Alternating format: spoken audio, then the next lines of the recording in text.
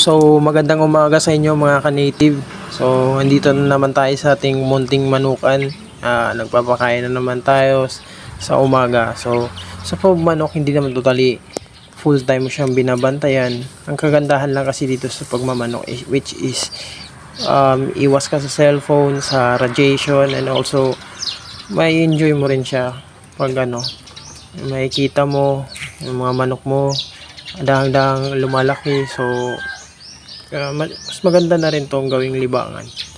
Malay mo kung balang araw magiging rin to, magiging business na rin natin kung sakaling dumadami naman talaga, maging effective. So why not, no?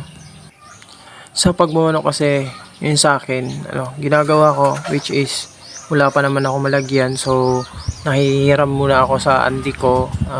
Pag passion mo kasi yung pagmamanok, yung ginagawa mo is yung gusto mo talaga yung ginagawa mo, hanap ka talaga ng paraan na hindi mo iisipin na ay ganito, wala akong malagyan, so hindi muna ako magta-try. So pag meron ka namang mapakiusapan mo na sa ngayon, so why not, no? Simulan mo, tapos pagdating ng panahon na pag meron ka na, at least may nasimulan ka na, so ililipat mo na lang yung mga gusto, yung mga mga manok mo or anything na mga bagay na ginagawa mo. So you're my sweetest addiction, you're my strongest inspiration, and I love you. It's true, there's no mountain I could not climb as long as you are mine, and I thank you for being you.